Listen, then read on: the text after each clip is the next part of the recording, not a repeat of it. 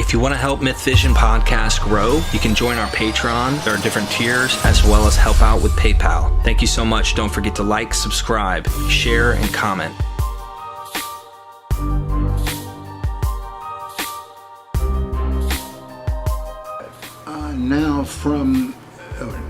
Now there were staying at Jerusalem devout Jews from every nation under heaven. And when this sound, the Pentecost, was heard, the multitude gathered and were bewildered in mind, because each heard them speaking in his own language. But they were all amazed and marveled, saying, Behold, are not all these that are speaking Galileans? And how have we heard each his own language in which he was born? Parthians and Medes and Elamites and inhabitants of Mesopotamia, Judea and Cappadocia, Pontus and Asia, Phrygia and Pamphylia, Egypt and the parts of Libya about Cyrene, and visitors from Rome, Jews also and proselytes, Cretans and Arabians. We have heard them speaking in our own languages of the wonderful works of God. That already has Jews who are living way over there coming back periodically to the Jewish feasts.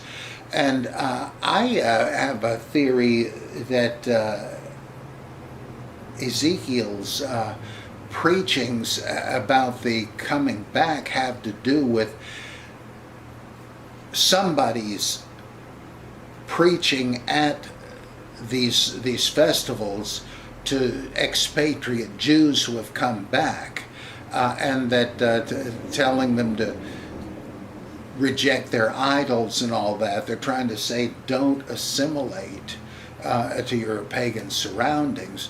But here it assumes there are Jews and proselytes from all over. Oh, and not Israelites. Well, I don't know if there are Jews out there in those areas. Maybe they do mean the survivors, the descendants of the exile of Assyria. Interesting. That is interesting. Yeah, I mean, because to me, that would explain also the shell shocker of Cornelius later in the narrative. It's like, hey, this, what the heck?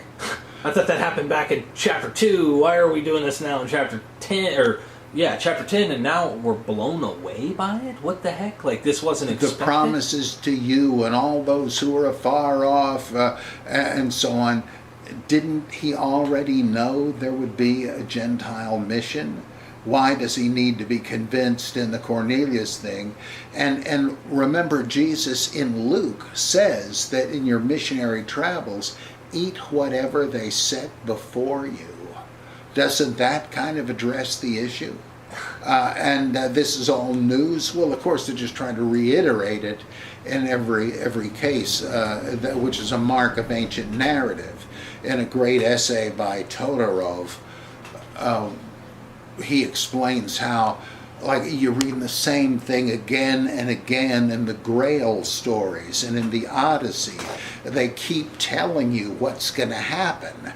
And we don't do that anymore. But they did because they wanted to make a point again and again. I'm going to see if I find this thing I came up with about, can you imagine anybody naming his kids Sher, Jashub, and even worse, Meher, Shalal, Hashbaz? Picture the snickering every time the teacher took attendance. Such names, quote, would make life at Warren G. Harding's school a veritable hell, unquote.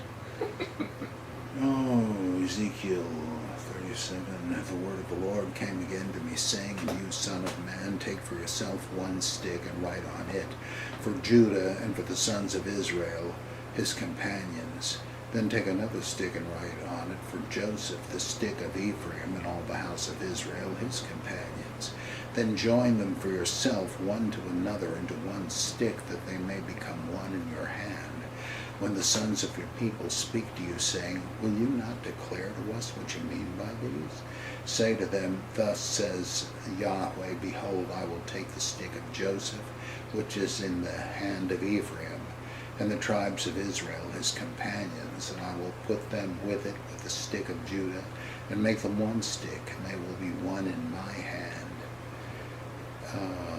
Let's see.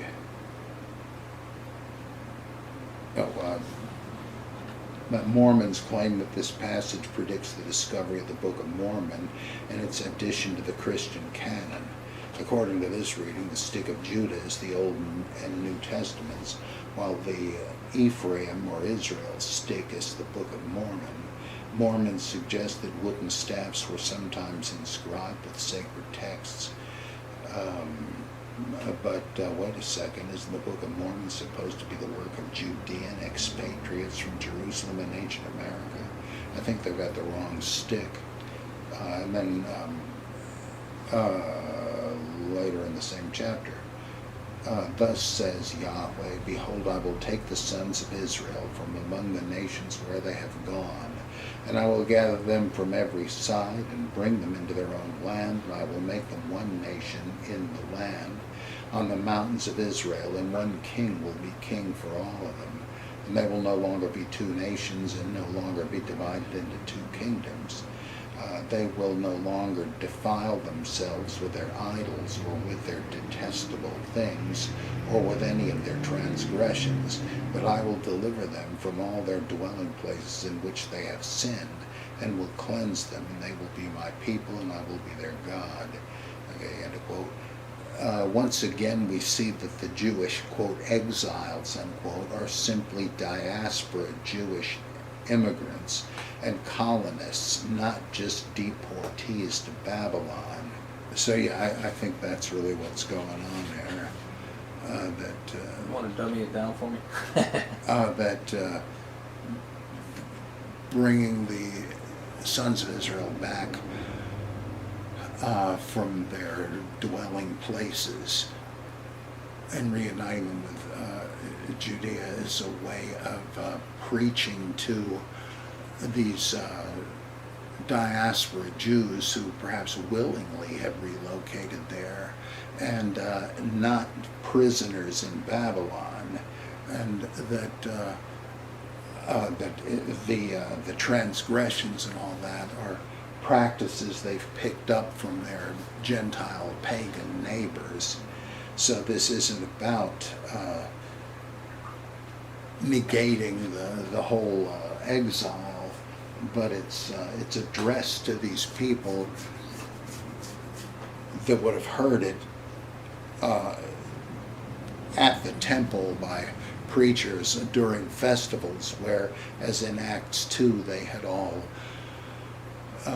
come like Muslims on the Hajj to the center, and it's telling them to shun the idols and the other gods you've picked up here and there.